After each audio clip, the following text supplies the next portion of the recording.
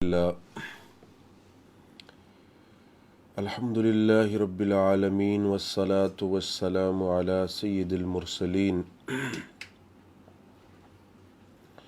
وعلی آلہ واصحابہ اجمعین اللہم صلی علی محمد وعلی آل محمد کما صلیت علی ابراہیم وعلی آل ابراہیم انک حمید مجید اللہم بارک علی محمد وعلی آل محمد کما بارکت علی ابراہیم وعلی آل ابراہیم انک حمید مجید اعوذ باللہ السمیع العلیم من الشیطان الرجیم من ہمزہ ونفخہ ونفثہ بسم اللہ الرحمن الرحیم وَأَنْكِحُوا الْأَيَامَ مِنْكُمْ وقال تعالى في مقام آخر فانكحوا ما طاب لكم من النساء وقال النبي صلى الله عليه وسلم يا معشر الشباب من استطاع منكم الباءة فليتزوج رواه البخاری۔ معزز سامعین حضرات، آج کا ہمارا موضوع ہے اسلام میں شادی کا کیا طریقہ کار ہے، کیونکہ یہ ایک ایسا موقع ہے جس کے اوپر ایک خاندان کی دو افراد جن کا آپس میں نکاح ہوا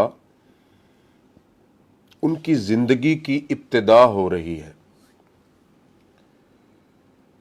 تو ظاہری بات ہے یہ ایک خوشی کا موقع ہے، اور اس کے اوپر اگر ہم اسلام کو بھول جائیں اور اسلام کے جو قوانین ہیں ان کو ترک کر دیں تو پھر نہ جانے ہم ایسے رستوں پہ جا سکتے ہیں کہ جس کی وجہ سے ہم اسلام سے دور ہو جائیں گے۔ اور اس میں اسلام نے کچھ ایسی چیزیں ہمیں بتائی ہیں کہ جب ہم ان کو مد نظر رکھ کے اپنی زندگی کی ابتدا کریں گے تو پھر دن بدن جو ہماری زندگی ہے اس میں تقوی، ایمان، اس میں اضافہ ہوگا۔ تو آج کل اکثر جو ہماری شادیاں ہیں ان کے اوپر سب سے بڑا جو مسئلہ ہے وہ فضول خرچی کا ہے۔ دیکھیں، اسلام میں رسول اللہ صلی اللہ علیہ وسلم سے اور صحابہ کرام سے شادی کے موقع پر جو تقریبات ثابت ہیں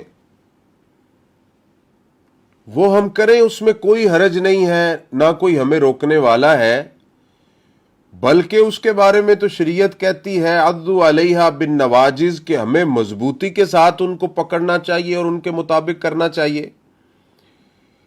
لیکن جو ہماری شادیوں کے اوپر فضول خرچی ہوتی ہے اور ایسے کام ہوتے ہیں جو اللہ اور اس کے رسول کی نافرمانیوں کی طرف ہمیں لے جاتے ہیں، تو اس میں بہت بڑا گناہ ہے۔ اور پارہ نمبر 15 سورہ بنی اسرائیل سورہ نمبر 17 آیت نمبر 27 میں اللہ سبحانہ و تعالی فرماتے ہیں کہ ان المبذرین کانوا اخوان الشیاطین وکان الشیطان لربہ کفورا، کہ فضول خرچی جس موقع پہ بھی ہو، وہ شادی کا موقع ہو یا زندگی میں کوئی بھی ہو، تو فضول خرچی کرنے والا یہ شیطان کا بھائی ہے۔ اور شیطان وہ ہے جو اللہ کا ناشکرا ہے۔ مطلب یہ ہوا کہ اللہ نے ہمیں پیسہ دیا، حلال کا پیسہ ہم نے کمایا، تو کیا ضرورت ہے کہ ہم شیطان کے بھائی بنیں اور فضول خرچی کریں اور ایسے کاموں میں ضائع کریں کہ جیسے شیطان ہر وقت اللہ کی नाशुक्री के अंदर लगा हुआ है, हम भी उसके रास्ते पे चल पड़े। तो क्या तरीका कार है? सबसे पहले पारा नंबर 18 सूरह नूर सूरह नंबर 24 आयत नंबर 32 में अल्लाह ताला फरमाते हैं व अनकिहुल अयामा मिनकुम, कि तुम में से कोई भी ऐसे मर्द जो गैर शादीशुदा फिर रहे हैं, जिनके पास बीवियां नहीं हैं, और ऐसी औरतें जो बुलूगत को पहुंच चुकी हैं, बालिग हैं, आकिल हैं, मर्द हैं, औरतें हैं, कोई भी हैं, तो अल्लाह ताला फरमाते हैं कि ऐसी औरतें जिनके पास खामन नहीं है और ऐसे मर्द जिनके पास बीवियां नहीं हैं, इनके निकाह करो। और दूसरी जगह पे अल्लाह सुब्हानहू व तआला फरमाते हैं फनकिहू मा ताबा लकुम मिनन निसा, कि औरतों में से जिनकी सीरत, सूरत, किरदार, उनका तकवा, ईमान, दीन तुम्हें अच्छा लगता है, उनसे शादी करो। यानी ये इस्लाम हमें तरगीब दे रहा है। और सही बुखारी के अंदर अल्लाह के नबी सल्लल्लाहु अलैहि वसल्लम फरमाते हैं मन इस्तताअ मिनकुमुल बाअता फलयतज़व्वज, कि तुम में से जो बंदा अपनी वाइफ के हुकूक अदा करने की ताकत रखता है, जिसको अल्लाह सुब्हानहू व तआला ने ताकत भी दी है, सब कुछ दिया है, तो उसे चाहिए कि वो शादी करे। तो इसका मतलब ये हुआ कि जो ऐसे मुसलमान मर्द हैं या औरतें हैं कि जिनकी उम्र भी पूरी है और उनको अल्लाह सुब्हानहू व तआला ने जिस्मानी ताकत भी दी हुई है, और वो महज अपनी ख्वाहिशात के पीछे लगे हुए हैं कि मेरी इतनी उम्र होगी तो करूंगा, या मेरे पास गाड़ी होगी, बंगला होगा, फुला फुला, जब सहूलियात आएंगी तब मैं शादी करूंगा, तो फिर ये ईमान को जाया करने वाली बात है। और ताकत और इस्तिताअत होने के बावजूद जब हम ये काम नहीं करते, तो फिर ये सरासर अल्लाह और उसके रसूल सल्लल्लाहु अलैहि वसल्लम की नाफरमानी है। तो इस आयत से यह साबित होता है कि हमें जल्द अज जल्द अपना निकाह करना चाहिए, और ऐसी औरतें जो हमारी कफालत में हैं और वो शादी की उम्र को पहुंच चुकी हैं, तो उसमें हमें लेट नहीं करना चाहिए, जल्द अज जल्द हमें उनका निकाह करना चाहिए। यही रसूलुल्लाह सल्लल्लाहु अलैहि वसल्लम ने हमें हुक्म इरशाद फरमाया है। उसके बाद अब हमने ये डिसाइड करना है कि कैसी औरत हो जिसके साथ हम निकाह करें। अब कुछ ऐसी चीजें हैं जो रसूलुल्लाह सल्लल्लाहु अलैहि वसल्लम ने हमें बताई हैं, और कुछ ऐसी डिमांड्स हैं जो हमारे जहनों के अंदर हैं। यानी जैसी दुनिया में हम रहते हैं, जैसे माहौल में हम रहते हैं, फिर हमारे जहनों में वैसी वैसी चीजें पैदा होती हैं। तो सामीन, रसूलुल्लाह सल्लल्लाहु अलैहि वसल्लम ने सही बुखारी हदीस नंबर 50-90 क़ाल नबी सल्लल्लाहु अलैहि वसल्लम तुनकाहुल मरअतु लिअरबइन लिमालिहा व लिहसबिहा व जमालिहा व लिदीनिहा फज़फर बिज़ातिद्दीन। अल्लाह के नबी सल्लल्लाहु अलैहि वसल्लम फरमाते हैं कि 4 चीजों को देखकर लोग औरत पसंद करते हैं और उसके साथ शादी करते हैं। कौन कौन सी 4 चीजें हैं? सबसे पहले मालो दौलत देखा जाता है। लोग देखते हैं कि जहां हमने रिश्ता करना है, अगर कोई लड़के वाले हैं तो वो देखते हैं हमें ऐसी लड़की मिले जो मालदार हूं, और लड़की वाले देखते हैं हमें ऐसा लड़का मिल जाए जिसके पास बहुत ज्यादा पैसा हो, उसके पास बहुत ज्यादा माल हो। पहली चीज ये है।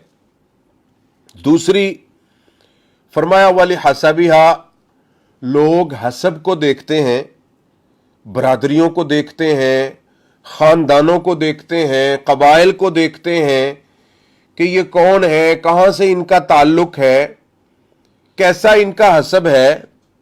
दो चीजें। तीसरी, फरमाया व जमालिहा, खूबसूरती को देखते हैं कि मर्द या औरत खूबसूरत है या बदसूरत है। और चौथी चीज वाले दीन हा, उसका दीन देखा जाता है, जो बहुत कम लोग देखते हैं।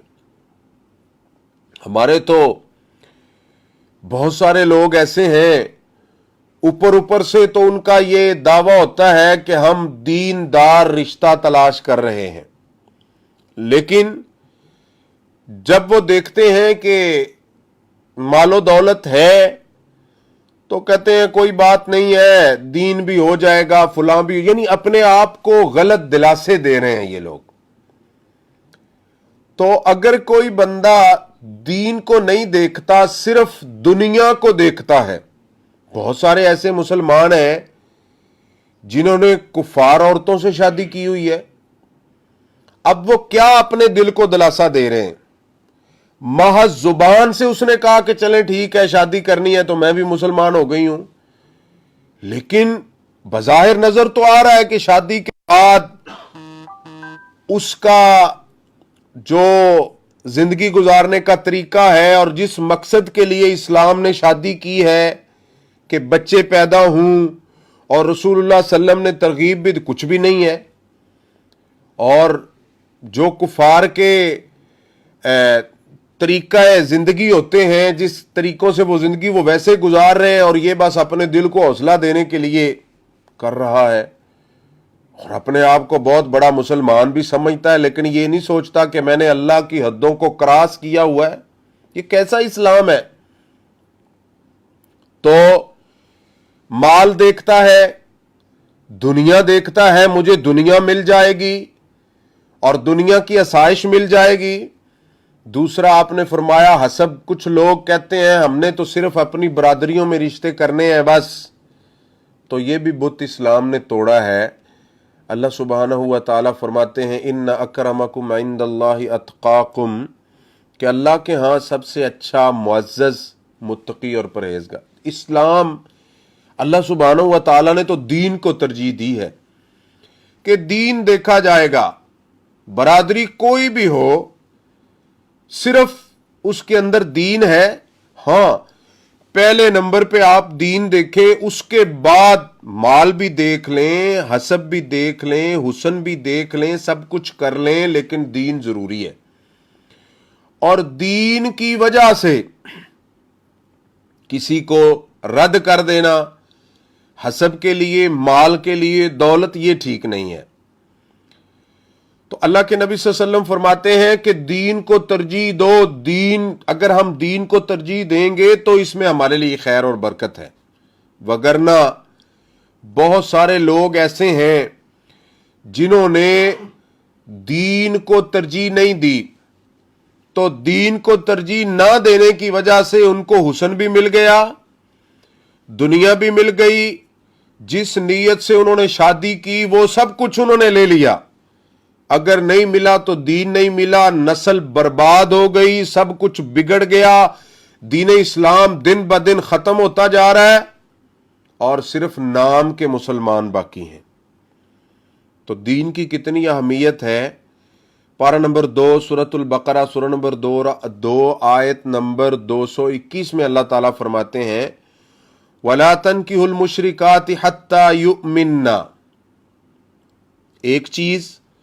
दूसरी फरमा वला तुनकिहुल मुशरिकीन हत्ता युमिनु, अल्लाह ताला फरमाते हैं कि तुम जो मोमिना औरतें हैं ये शिरक करने वालों के निकाह में मत दो, और जो मोमिन मर्द हैं वो शिरक करने वाली जो औरतें हैं उनसे निकाह मत करें। शिरक क्या है कि हर वो मर्द या हर वो औरत जिसका ये अकीदा है कि अल्लाह सुब्हानहू व तआला की जो सिफात हैं वो गैरों में समझता है, गैरों को सजदे करता है, अल्लाह सुब्हानहू व तआला का जो इल्म है, जो ताकत है, जो कुदरत है वो गैरों में पाता है, तो ये शिरक है। تو اللہ تعالی نے حرام کر دیا ہے کوئی مومن مرد کسی شرک کرنے والی عورت سے نکاح کرے یا کوئی مومنہ عورت کا نکاح کسی شرک کرنے والے مرد سے کیا جائے، اس سے اللہ نے منع کر دیا ہے اور یہ جائز نہیں ہے۔ تو دیکھیں، جب ہم یہی نہ دیکھیں کہ یہ مرد یا یہ عورت کون ہے تو پھر پیچھے کیا رہ گیا؟ اور ایسے ہی بے نماز دیکھ لیں، صحیح حدیث میں ہے کہ بین العبد و بین الکفر والشرک ترک الصلاۃ، اور ایسے ہی بہت سخت وعید ہے اس کے بارے میں، بڑے سخت علماء کے اقوال ہیں اس بارے میں کہ جو بے نماز ہے وہ اللہ کے ساتھ کفر کرنے والا ہے۔ من ترک الصلاۃ متعمدا فقد کفر، اور مسند احمد کے اندر حسن سند کے ساتھ صحیح حدیث ہے کہ جو بے نماز ہے وہ فرعون، حامان اور قارون کے ساتھ ہوگا قیامت کے دن۔ کیا مطلب؟ کہ جو ان کو عذاب ہوگا وہی اس کو ہوگا۔ اور قرآن میں اللہ تعالیٰ فرماتے ہیں سورۃ المدثر پارہ نمبر 29 کے اندر، ما سلککم فی سقر قالوا لم نک من المصلین، کہ نماز نہ پڑھنے کی وجہ سے جہنم میں جا رہا ہے۔ تو ایک دیندار باپ جب اپنے بیٹے کی یا اپنی بیٹی کی شادی کسی شرک کرنے والی عورت یا مرد یا کسی بے نماز مرد کے ساتھ یا بے نماز عورت کے ساتھ کر دیتا ہے تو اسلام تو ہمیں اس بات کی اجازت نہیں دیتا۔ وہ کون سے دین کے طریقے کے اوپر عمل کر رہا ہے؟ اور قرآن میں اللہ تعالیٰ فرماتے ہیں وَمَن يَبْتَغِ غَيْرَ الْإِسْلَامِ دِينًا فَلَن يُقْبَلَ مِنْهُ وَهُوَ فِي الْآخِرَةِ مِنَ الْخَاسِرِينَ، کہ دین اسلام سے ہٹ کر کچھ بھی کرے گا تو وہ اللہ قبول نہیں کریں گے۔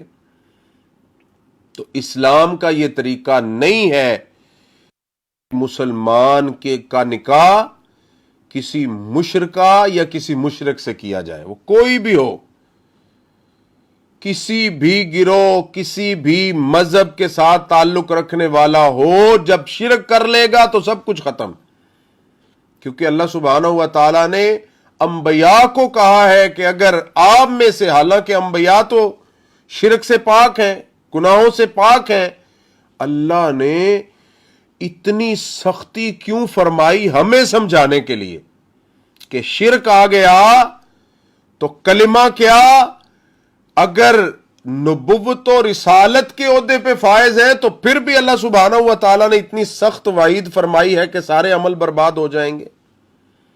تو یہ اتنا قبیح گناہ ہے کہ جس کے اندر شرک آ جائے سب کچھ ختم ہو جاتا ہے۔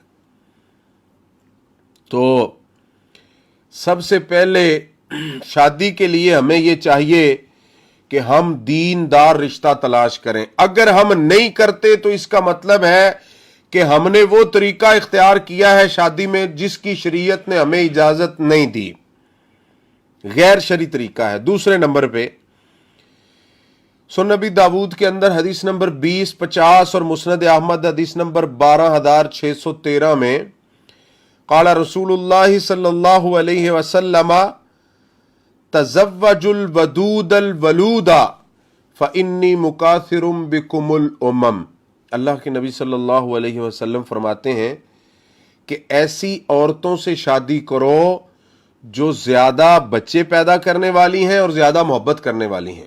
یعنی یہ دو خوبیاں ہونی چاہیے دین کے بعد۔ بچے زیادہ کیوں؟ آپ نے فرمایا فَإِنِّي مُكَاثِرٌ بِكُمُ الْأُمَمْ، کہ میں قیامت کے دن فخر کروں گا زیادتی کی وجہ سے، ساری امتوں میں سے سب سے زیادہ میری امت ہوگی۔ اچھا، جب ہم بے دین لوگوں سے شادی کرتے ہیں تو سب سے بڑا یہی نقصان ہوتا ہے کہ جس وجہ سے شریعت نے ہمیں شادی کا کہا کہ بچے پیدا کرو، ہم اس کی مخالفت کر رہے ہیں۔ اور ہم نے دیکھا ہے بہت سارے لوگ جو اپنے آپ کو بڑے مسلمان سمجھتے ہیں لیکن ایسی عورتوں سے شادی کر بیٹھے کہ جنہوں نے پابندی لگائی ہوئی ہے کہ رسول اللہ صلی اللہ علیہ وسلم کی اور اللہ تعالیٰ کے فرمان کی نافرمانی کرنی ہی کرنی ہے، ہم نے اولاد پیدا نہیں کرنی۔ اب کیوں نہیں کرنی؟ قرآن میں اللہ سبحانہ و تعالیٰ نے سورۃ الانعام آیت نمبر 151 میں فرمایا وَلَا تَقْتُلُوا أَوْلَادَكُم مِّنْ إِمْلَاقٍ، یہی ہے نا سب سے بڑا عذر کہ ہمارے پاس اخراجات نہیں ہے، اتنی آمدن نہیں ہے، وہ کہاں سے کھائیں گے، ان کی پرورش کیسے ہوگی؟ تو اللہ تعالیٰ فرماتے ہیں لا تقتلوا اولادکم من املاق، اپنی اولاد کو بھوک کے ڈر سے، اخراجات نہ ہونے کی وجہ سے قتل مت کرو۔ یہ بھی تو قتل ہی ہے نا، بچے پیدا نہ کرنے، کسی نہ کسی طریقے سے کوئی ایسے ذرائع استعمال کرنے کہ جس سے نسل کشی ہو رہی ہے، تو یہ بھی تو غلط ہے اور یہ بھی تو گناہ ہے، اور شریعت نے بڑی سختی سے منع فرمایا ہے اسے۔ لیکن ایسے لوگ جو یہ کام کر رہے ہیں ان کو سوچنا چاہیے کہ یہ تو حرام کام ہے، ہم اللہ کو کیا جواب دیں گے؟ تو جب ہم دین دیکھ لیں، ایسی عورت کا انتخاب کریں جو محبت کرنے والی ہے، بچے پیدا کرنے والی ہے، اس کے بعد اسلام ہمیں کہتا ہے کہ تم اس کو پیغام نکاح بھیجو، جس کو خطبہ کہتے ہیں، منگنی بھی کہتے ہیں، یعنی عورت کے سربراہ اور مرد کے سربراہ جو ہے وہ آپس میں رابطہ کرتے ہیں اور ایک دوسرے سے بات چیت شروع کرتے ہیں رشتہ طے کرنے کے لیے۔ اور یہ بات یاد رکھیں، صحیح بخاری حدیث نمبر 5144 میں اللہ کے نبی صلی اللہ علیہ وسلم نے فرمایا کہ جب کسی گھر میں کسی مسلمان کی شادی کی بات چل رہی ہے تو دوسرا ادھر اپنا پیغام نکاح نہیں بھیج سکتا جب تک ان کی بات ختم نہ ہو جائے، یا تو بات ختم ہو جائے، اگر بات ختم ہو گئی ہے تو تم ان سے بات شروع کر سکتے ہو، اگر ختم نہیں ہوئی، ان کا آپس میں رشتہ طے ہو گیا ہے یا بات چل رہی ہے، تو پھر تم کسی کو پیغام نکاح نہیں بھیج سکتے۔ تو پیغام نکاح کے بعد رسول اللہ صلی اللہ علیہ وسلم نے فرمایا کہ جب تم ارادہ کر لو کسی کے ساتھ شادی کرنے کا تو پھر اس کو دیکھنے کی اجازت ہے اسلام میں، یعنی وہ ایک نظر دیکھ سکتے ہیں۔ اس کا اچھا طریقہ کیا ہے کہ لڑکی اپنے والدین کے ساتھ، بھائیوں کے ساتھ لڑکے سے ملاقات کر سکتی ہے، ایک نظر دیکھ سکتے ہیں۔ صحیح مسلم حدیث نمبر 1424 اور سنن نسائی حدیث نمبر 2335۔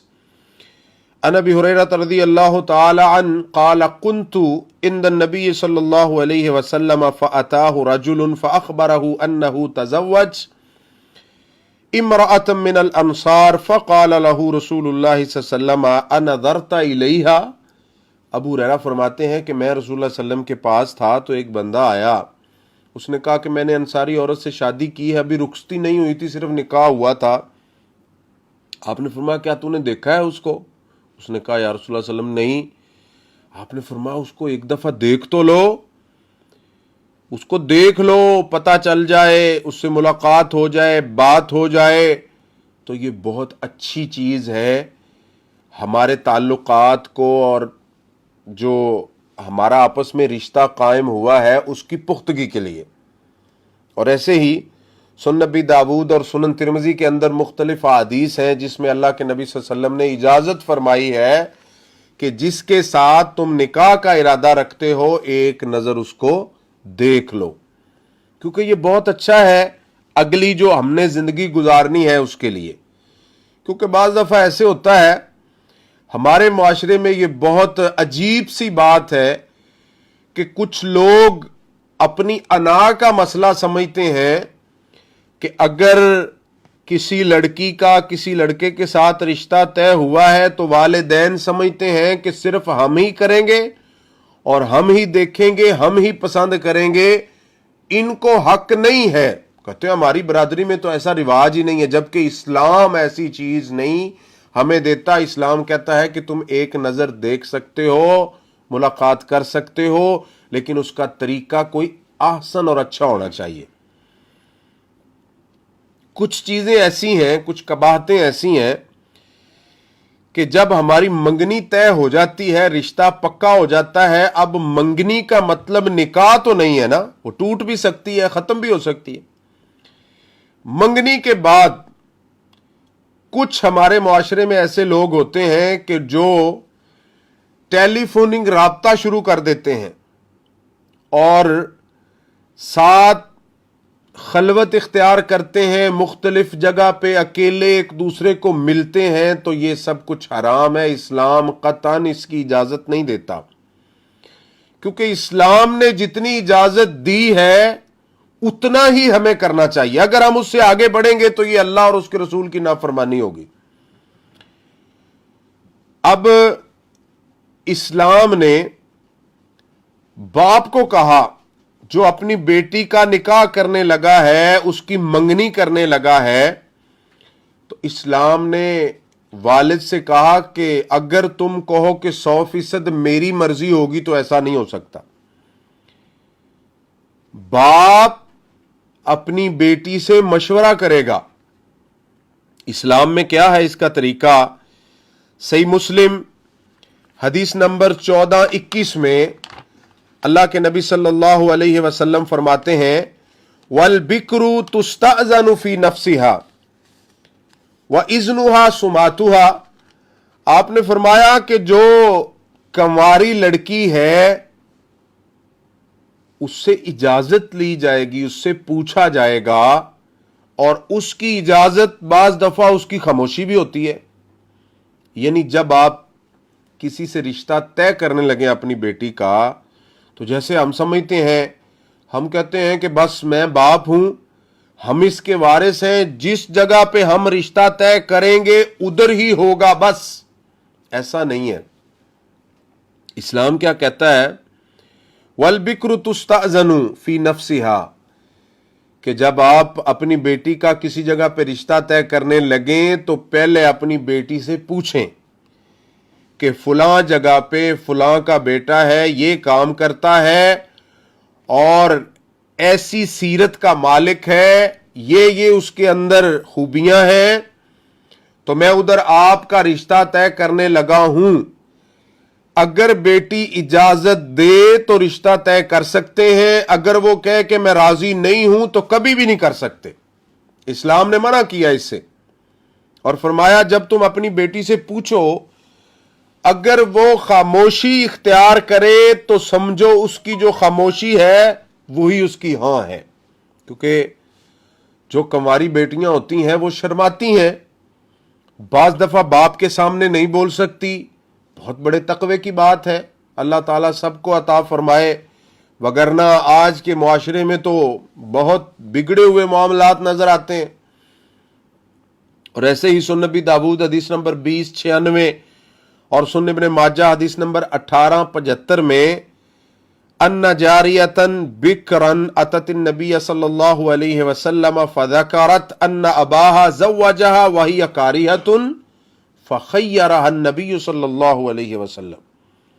اللہ کے نبی صلی اللہ علیہ وسلم کے پاس ایک لڑکی آئی تو اس نے آپ سے شکایت کی کہ میرے والد نے ایسی جگہ پہ میری شادی طے کر دی ہے، ایسی جگہ پہ میری شادی کر دی ہے جس جگہ پہ میں پسند نہیں کرتی۔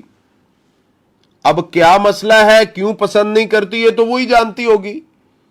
ظاہری بات ہے ہر کسی کے جذبات ہوتے ہیں، ہو سکتا ہے دینی اعتبار سے وہ صحیح نہ ہو، یا اور کوئی مسئلہ ہو، حسن کے اعتبار سے ہو، شکل صورت کے اعتبار سے ہو، عادات کے اعتبار سے، کچھ بھی ہو سکتا ہے۔ فخیرہ النبی صلی اللہ علیہ وسلم، تو اللہ کے نبی صلی اللہ علیہ وسلم نے اس کو اختیار دیا کہ اگر تو پسند نہیں کرتی تو کوئی مسئلہ نہیں ہے، تیری مرضی ہے تو اس کے نکاح میں رہ لے، اگر تیری مرضی ہے تو خلا لے لے۔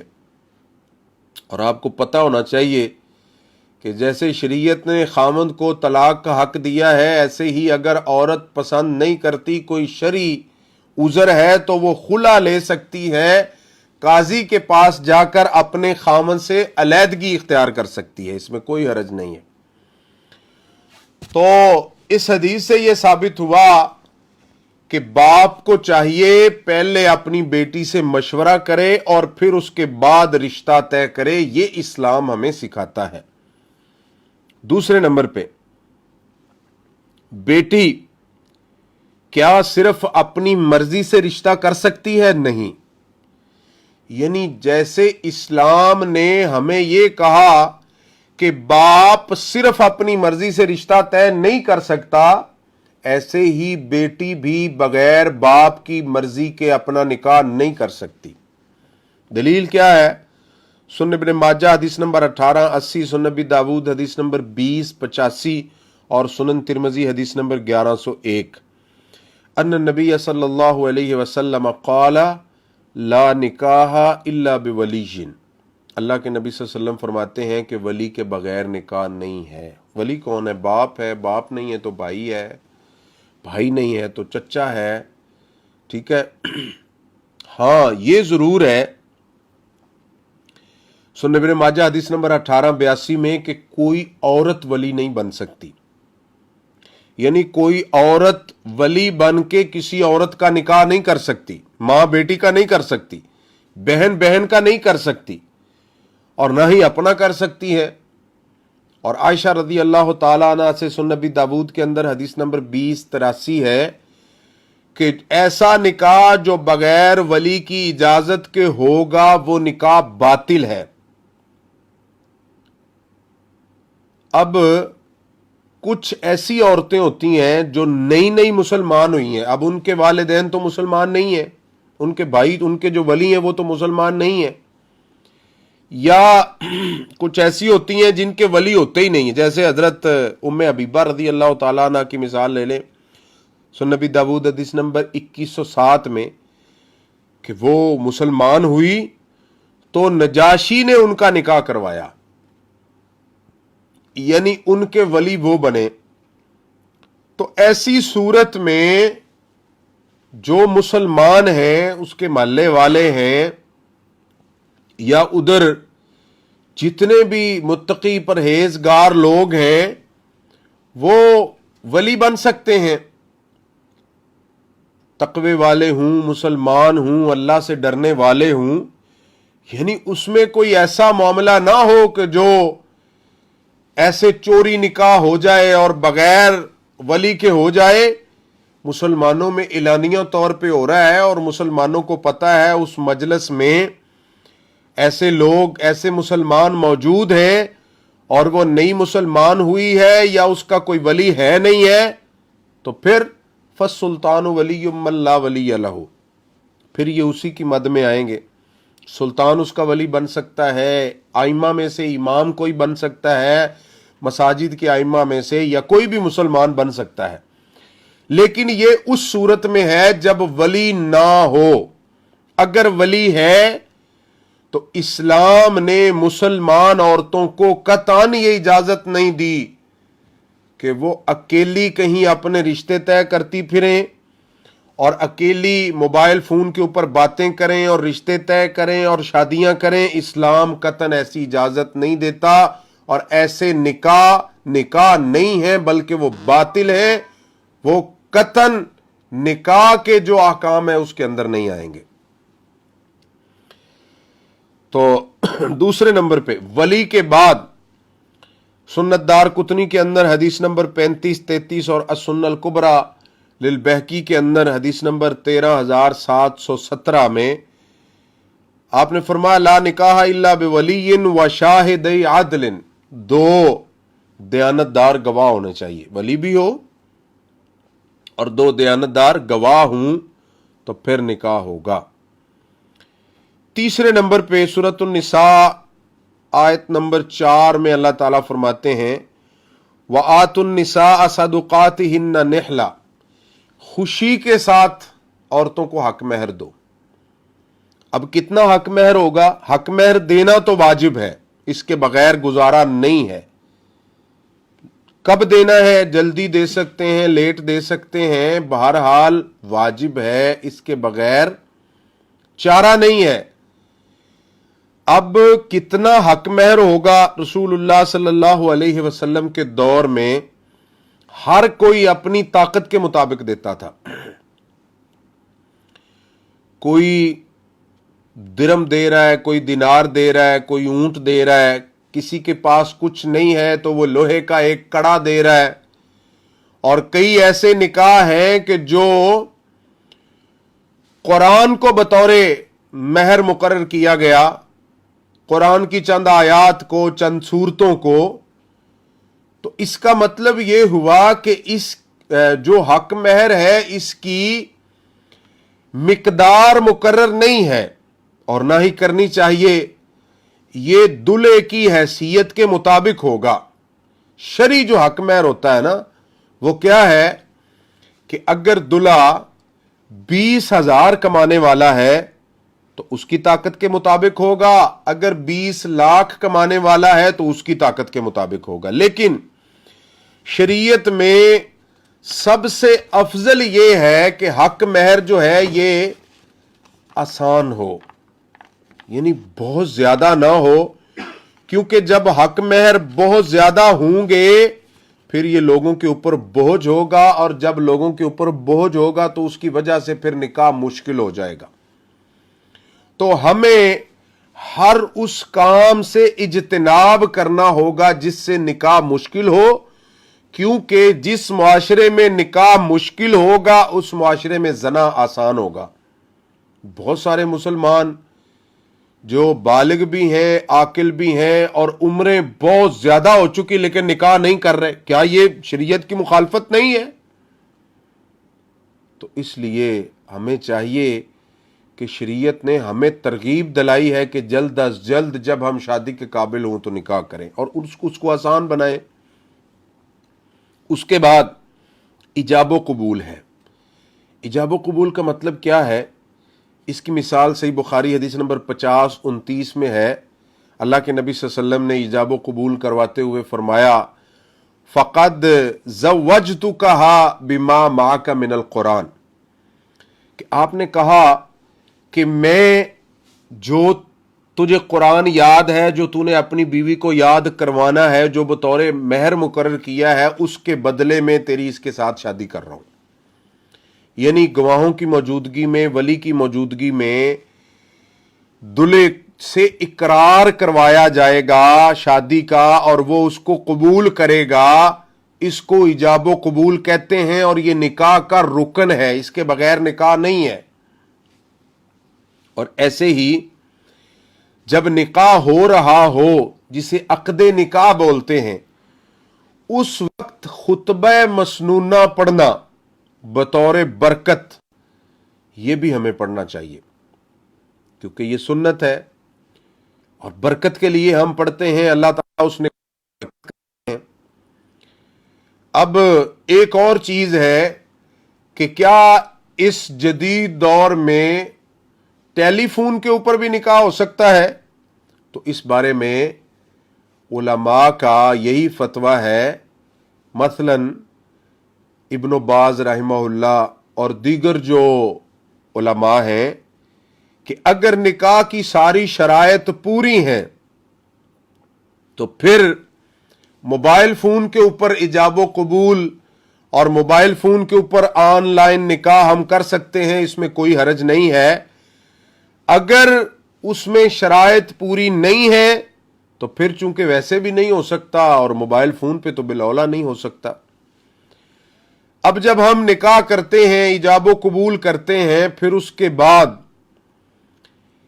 اللہ کے نبی صلی اللہ علیہ وسلم نے دعا دی ہے۔ آپ کو پتہ چلتا کسی کا نکاح ہوا ہے، سنن نبی داؤد حدیث نمبر 21-30 میں آپ دعا دیتے، بارک اللہ لک و بارک علیک و جمع بینکما فی خیر، کہ اللہ تجھے برکت دے، تجھ پر برکت کرے، اور اللہ تم دونوں کو خیر پر جمع کر دے۔ یہ دعا ہے دولہے کو دینے کے لیے۔ اب ہمارے ہاں جب نکاح ہوتا ہے اس کے بعد اجتماعی دعا سارے کرتے ہیں، وہ سنت سے ثابت نہیں ہے۔ کیوں؟ اس لیے کہ اللہ کے نبی صلی اللہ علیہ وسلم جب نکاح ہو رہا ہے تو جس کا نکاح ہوا ہے اس کو دعا دے رہے ہیں، وہ دعا بھی ثابت ہے، وہ الفاظ بھی ثابت ہیں۔ تو جب ہم اس دعا کو اور ان الفاظ کو چھوڑ کر ایک ایسا طریقہ اختیار کریں گے جو شریعت میں رسول اللہ صلی اللہ علیہ وسلم، صحابہ، تابعین سے ثابت نہیں ہے، تو اس کا مطلب ہے وہ پھر ہم دین میں ایک نیا طریقہ کر رہے ہیں، اور تقریباً یہ لوگ کر رہے ہیں۔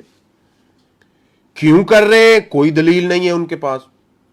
اور خصوصاً برے صغیر کے اندر جو نکاح کے بعد خشک کھجوریں تقسیم کی جاتی ہیں، لوگ اس کو سنت سمجھتے ہیں، جبکہ اس بارے میں جتنی احادیث ہیں وہ ساری کی ساری کوئی ضعیف ہیں، کوئی موضوع ہیں، کوئی بھی ان میں سے صحیح نہیں ہے۔ تو یہ وہ چیزیں ہیں جو ہم نے شریعت کو چھوڑ کر بس دیکھا دیکھی ہمارے معاشرے میں شروع ہو چکی ہیں، اور وہ ایسی شروع ہوئی ہیں کہ لوگ اس کے اوپر اتنے پکے ہو گئے ہیں کہ اب تو اگر یہ نہ کریں تو شاید لوگ عجیب سی نگاہوں سے دیکھتے ہیں اور آر محسوس کرتے ہیں۔ لیکن یہ بات یاد رکھیں، اسلام میں ہم کوئی بھی ایسا کام کریں جو رسول اللہ صلی اللہ علیہ وسلم کی سنت کے خلاف ہو اور شریعت میں نہ ہو، تو اس میں کبھی بھی خیر نہیں ہو سکتی، وہ شر ہی شر ہے اس میں۔ تو اس کے بعد ہمارے معاشرے کے اندر بارات کا جو تصور ہے، بارات کا مطلب یہ ہوتا ہے کہ لڑکے والے کچھ لوگ لے کے، کچھ لوگوں کا ہجوم لے کے لڑکی والوں کے گھر جاتے ہیں، اور لڑکی والے بھی اس موقع پہ اپنے رشتہ داروں کو دعوت دے کے ادھر بلاتے ہیں۔ تو اسلام میں نکاح کے موقع پر لڑکی کے گھر میں یہ جو دعوت کا انعقاد کیا گیا ہے، اس کا اسلام میں کوئی وجود نہیں ہے، کوئی تصور نہیں ہے۔ اسلام یہ کہتا ہے کہ لڑکا، اس کے گواہ وہ آئیں اور نکاح کر کے دلہن کو لے جائیں، بس اتنا ہی ہے۔ لیکن ہمارے اندر چونکہ ہم غیروں کے ساتھ رہ رہے ہیں، غیر مسلموں کے ساتھ، خصوصاً ہندوستان میں جتنے رسوم و رواج تھے شادیوں کے موقع پہ وہ سارے ہمارے اندر موجود ہیں۔ مہندی ہے، موسیقی کی محفلیں ہیں، جہیز کے مطالبے ہیں، لوگ بڑے بڑے مطالبے کرتے ہیں جہیز کے بعض ممالک کے اندر، کہ اس میں اتنی ڈیمانڈ ہے کہ بہت ساری بچیاں بیچاری اور بہت سارے والدین اپنی بیٹیوں کے رشتے نہیں کر پاتے، کیونکہ ان کے پاس اتنا پیسہ اور دولت نہیں ہے۔ اور آپ کو پتہ ہونا چاہیے، خصوصاً پاک و ہند کے اندر یہ جہیز کی جو ڈیمانڈ کی جاتی ہے لڑکے والوں کی طرف سے، اس میں بہت سارا مال و دولت بھی ہوتا ہے، حتیٰ کہ گاڑیوں تک ڈیمانڈ کی جاتی ہے، اور یہ اتنے برے رسوم و رواج ہیں کہ لوگ جیسے جیسے ڈیمانڈ کر رہے ہیں ویسے ویسے جو لڑکے والے ہیں ان کے ذہنوں میں یہ ایک بات پختہ ہو چکی ہے، وہ کہتے ہیں کہ باپ وہ ہمیں کیا دے گا، اس کے پاس نہ پیسہ ہے، نہ گاڑی ہے، نہ کچھ بھی نہیں ہے۔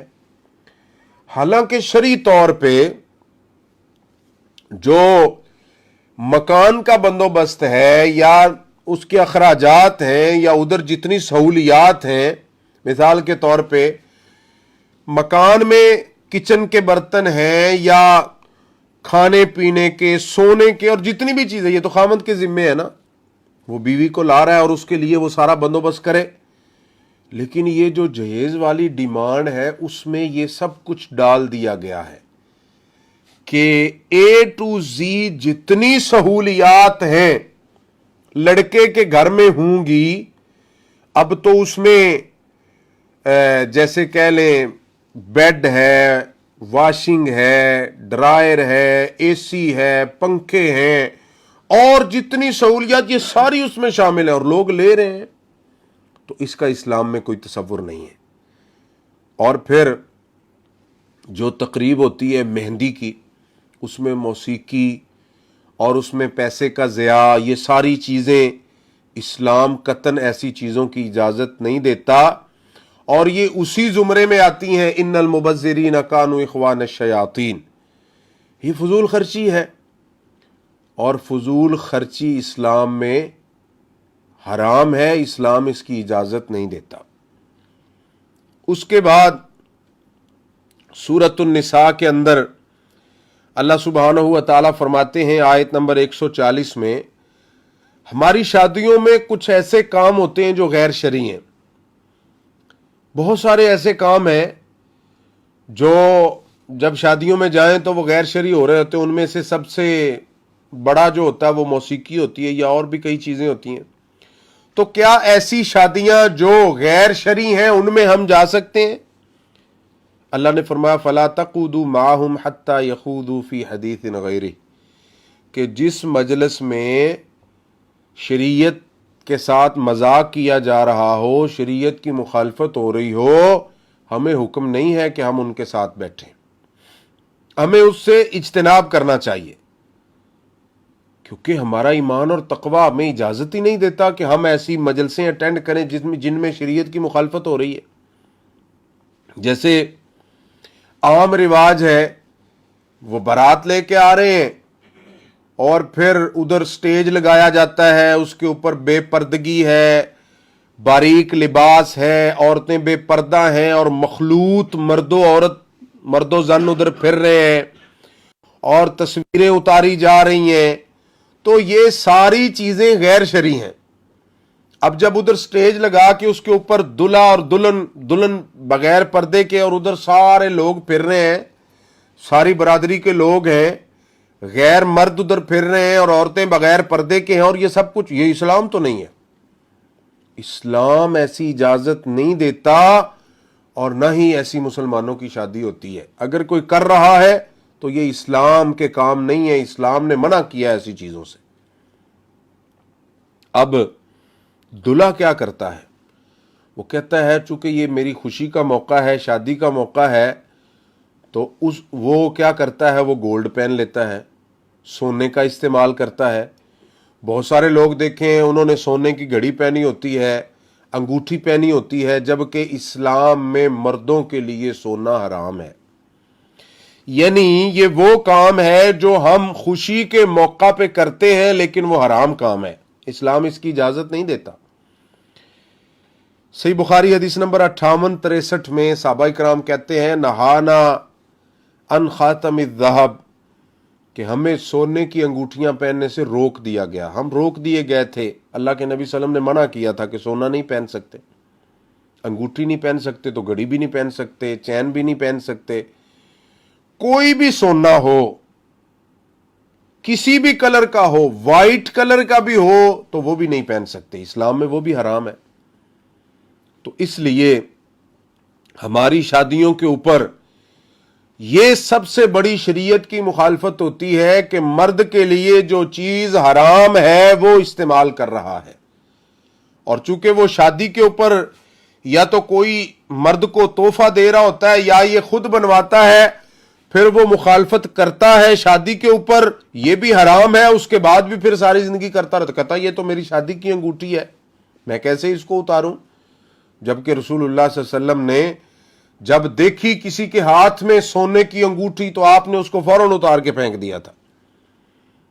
ایسے ہی عورتیں ایسی تقریبات میں بہت ساری شریعت کی خلاف ورزیاں کرتی ہیں، مثال کے طور پہ خوشبو ایسی استعمال کرتی ہیں جس سے شریعت نے منع کیا ہے، اور یہ ہماری شادی کی تقریب میں ایک عام کام ہے جو شریعت کی مخالفت ہے۔ کیا؟ سنن نسائی حدیث نمبر 5121 میں قال النبی صلی اللہ علیہ وسلم طیب النساء ما ظہر لونہ وخفی ریحہ، آپ نے فرمایا کہ عورتوں کی خوشبو جو اسلام نے مقرر فرمائی ہے وہ یہ ہے کہ جس کا کلر نظر آئے لیکن اس کی خوشبو نہ آئے۔ مردوں کی خوشبو کون سی ہے؟ کہ جس میں کلر نہ ہو، اس میں سمیل ہو، اس میں خوشبو ہو۔ جیسے لوگ خوشبو لگاتے ہیں، عطر استعمال کرتے ہیں، پرفیوم استعمال کرتے ہیں، تو یہ مردوں کی خوشبو ہے، اس کا کلر نظر نہیں آ رہا، صرف خوشبو آ رہی ہے۔ لیکن شریعت میں جو عورتوں کی خوشبو ہے وہ اس کے الٹ ہے۔ کیا؟ ما ظہر لونہ و خافیہ ریحہ، جن کا کلر نظر آتا ہے اور ان سے خوشبو نہیں آتی۔ اب جو عورتیں شادی کی تقریبات میں پرفیوم لگاتی ہیں، ایسی خوشبو استعمال کرتی ہیں کہ جس کی سمیل دور دور تک جا رہی ہے، تو یہ شرعاً حرام ہے، یہ جائز نہیں ہے۔ اور ہماری شادی کی تقریبات میں یہ کام تو عام ہو رہے ہیں، لیکن یہ شرعاً جائز نہیں ہے، اللہ کے رسول صلی اللہ علیہ وسلم نے اس سے منع فرمایا ہے۔ اس کے بعد ولیمہ ہے۔ ولیمہ اس دعوت کو کہتے ہیں کہ جب شادی ہو اور رخصتی ہو جائے تو میاں بیوی آپس میں ملیں، اور پھر اس کے بعد دوسرے دن جو تقریب کی جاتی ہے کھانے کی دعوت، اس کو ولیمہ بولتے ہیں۔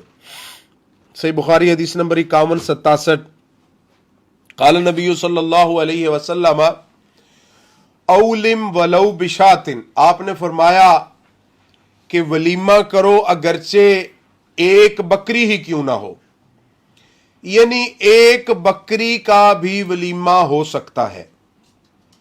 اب کیا ایسا ہے کہ ہم بکری ہی ولیمے میں کریں گے؟ نہیں، ایسا نہیں ہے۔ ہم سنن نبی داؤد حدیث نمبر 3744 میں ہم کھجور سے بھی ولیمہ کر سکتے ہیں، ستو سے بھی ولیمہ کر سکتے ہیں، اس کے علاوہ پنیر ہے، کوئی بھی چیز ہمارے پاس ہے، ہم کچھ بھی جو آسانی سے بنا سکتے ہیں۔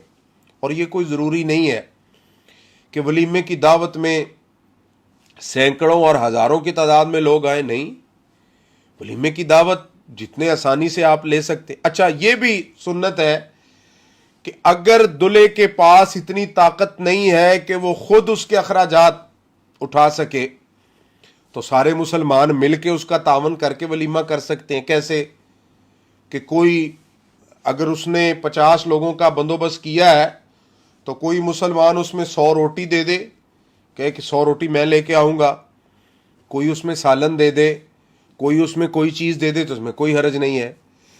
اب ایک جو بہت بڑی بری چیز ہمارے ولیمے کے اوپر ہوتی ہے وہ کیا ہے؟ صحیح بخاری حدیث نمبر 5177، شر الطعام طعام الولیمہ یدعى لها الاغنیاء ویترک الفقراء، کہ سب سے برا ولیمہ اور سب سے برا ولیمے کا کھانا جس میں شر ہی شر ہے، یہ وہ ہے کہ جس ولیمے کی دعوت میں صرف اغنیاء کو بلایا جائے، مالدار اور بڑے بڑے لوگوں کو بلایا جائے، اور جو غرباء ہیں، جو فقراء ہیں، جو مساکین ہیں، ان کو دعوت نہ دی جائے۔ یہ بہت بری دعوت ہے، یہ برا ولیمہ ہے۔ اب امیر ترین لوگوں کو کیوں بلایا جاتا ہے؟ اغنیاء کو کیوں بلایا جاتا ہے؟ کیونکہ ہمارے اندر ایک بہت بری رسم ہے نیوتا لینے کی۔ کوئی اس کو سلامی کا نام دے رہے ہیں، کوئی اس کو نیوتا بولتے ہیں۔ وہ کیا ہے کہ جب آپ کسی کی دعوت پہ گئے، دعوت ولیمہ پہ یا اس کی شادی پہ، تو آپ نے اس کو 5000 دیے۔ 5000 دینے کے بعد لکھ لیے کہ میں نے اس کی شادی پہ 5 دیے ہیں، اب اس نے بھی لکھے ہوئے ہیں کہ ہمیں 5 دے کے گیا ہے۔ پھر جب آپ اس کو بلائیں گے تو وہ آپ کو 10 دے کے جائے گا۔ یہ کیا ہے؟ یہ ہے اضعاف مضاعفہ، اس کو ربا بولتے ہیں نا، دگنا کر کے واپس کرنا۔ اور ہم نے تو دیکھا ہے کہ کسی نے 5 دیا ہے، دوسرا اس کی شادی پہ نہیں آتا تو وہ کہتا بھائی وہ میرا 5 تو واپس کر دو، اور اگر دوسرا اس کی شادی پہ آیا اور اس نے 5 کا 5 دیا تو وہ ناراض ہو جاتا، کہتا تم نے 5 دیا ہے، اضافی تو مجھے دیے ہی نہیں ہے۔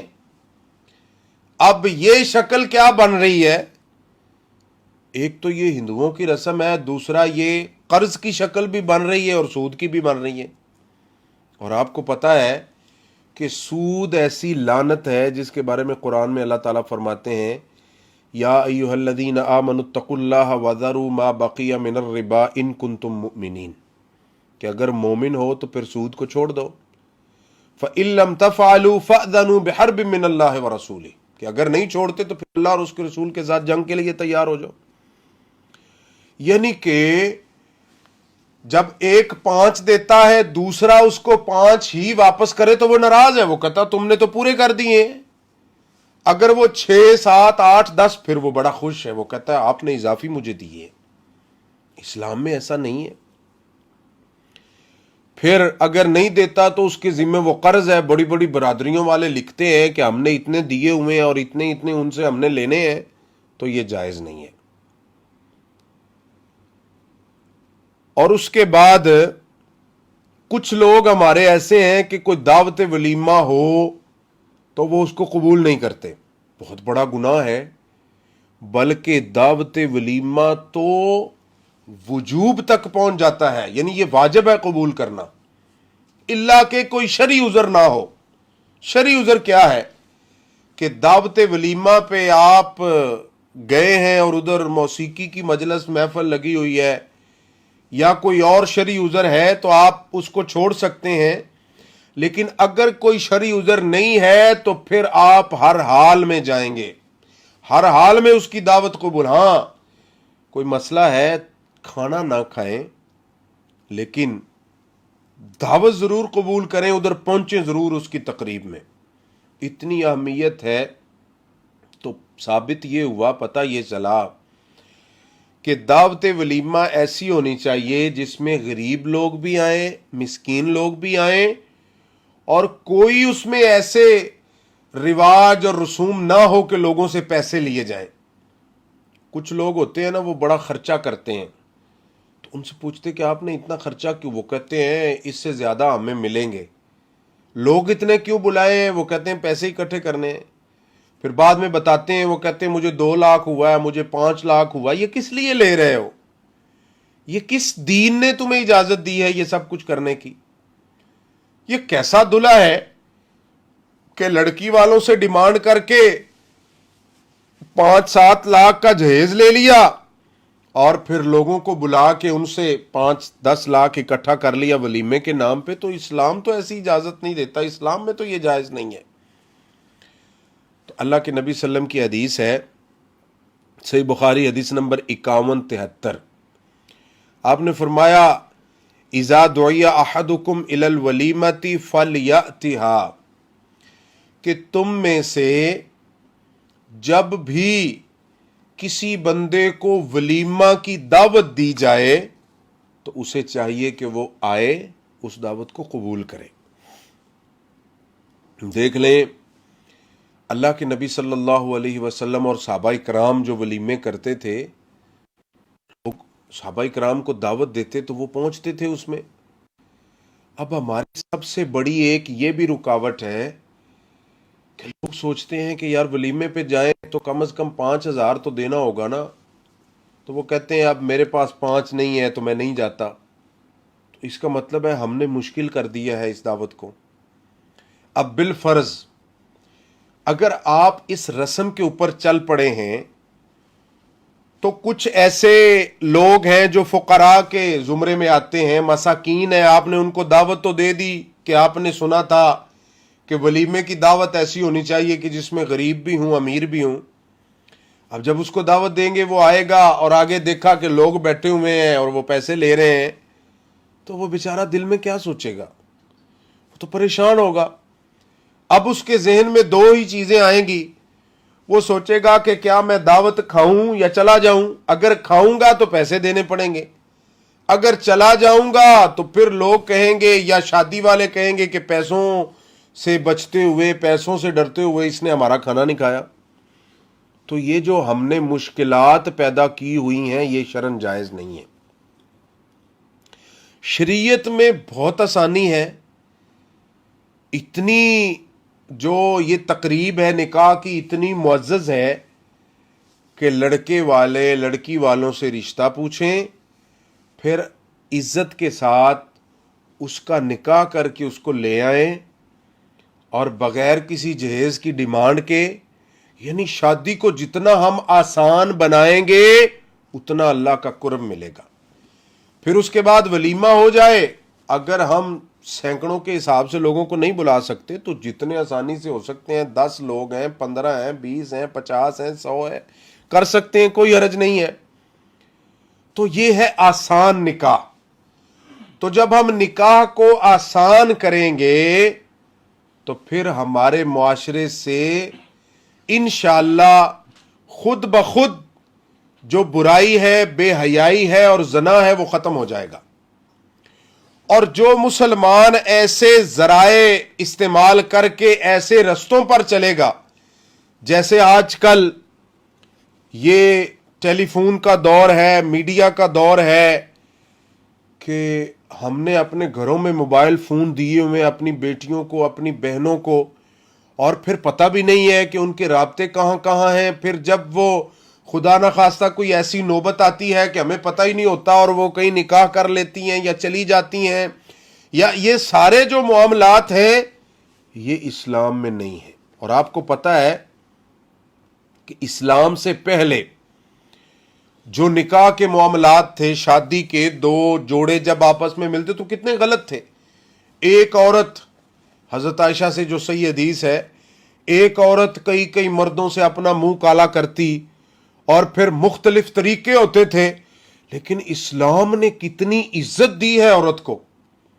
اسلام نے عورت کو کتنی عزت دی کہ دلہا بڑے اچھے طریقے سے عورت کے والدین سے رشتہ پوچھ رہا ہے، پھر عزت کے ساتھ اس کو لے جا رہا ہے، پھر وہ بیوی بنی، پھر اس کے تمام حقوق پورے کر رہا ہے، پھر وہ ماں بنی، بیٹا اس کے حقوق پورے کر رہا ہے، بہن بنی، بھائی اس کے حقوق پورے کر رہا ہے، بیٹی بنی تو باپ اس کے حقوق پورے کر رہا ہے۔ یعنی اسلام نے عورت کو کتنی عزت دی ہے۔ دنیا میں کوئی ایسا مذہب نہیں ہے جس نے عورت کو اتنی عزت دی ہو جتنی دین اسلام نے عورت کو عزت دی ہے۔ لیکن اب المیہ یہ ہے کہ ہمارے معاشرے میں عورتیں جب دیکھتی ہیں کہ غیر مسلم کی عورتیں تو بالکل آزاد ہیں، تو اب ہماری مسلمان عورتوں نے اسلام کو اپنے لیے بوجھ سمجھ لیا، اسلامی تعلیمات کو بوجھ سمجھ لیا، اسلامی جو طریقے ہیں شادی کے یا رہن سہن کے ان کو بوجھ سمجھ لیا۔ اب کیا ہوا؟ اس نے اپنا پردہ بھی اتار دیا، اپنا حیا بھی ختم کر دیا، اور جو مسلمانوں کی تہذیب تھی اس کو چھوڑ دیا۔ تو جب یہ کام اس نے کیا تو پھر وہ دن بدن شیطان کے پھندے میں پھنستی گئی، اور غیرت کا، ایمان کا، تقوی کا جنازہ نکل گیا۔ پھر کیا ہوا کہ آہستہ آہستہ بالکل دین سے دور ہو گئی، اس کی نسلیں بھی تباہ و برباد ہو گئی اور سب کچھ ختم ہو گیا۔ تو سامعین، جب ہم اپنے نکاح اور اپنی تقریبات دین اسلام کے مطابق کریں گے تو انشاءاللہ ہمارے نکاح میں برکت ہوگی، اور اسی میں ہی ہماری عزت ہے، اور اسی میں ہی اللہ سبحانہ و تعالیٰ کا قرب ہے۔ اللہ تعالیٰ ہمیں ان طریقوں کے مطابق اپنی تقریبات اور اپنی شادیاں اور اپنے نکاح کرنے کی توفیق عطا فرمائے۔ اللہ تعالیٰ ہم کو اس پر عمل کرنے کی توفیق دے۔ سبحان ربک رب العزت عما یصفون وسلام علی المرسلین والحمد للہ رب العالمین۔ والسلام علیکم ورحمۃ اللہ وبرکاتہ۔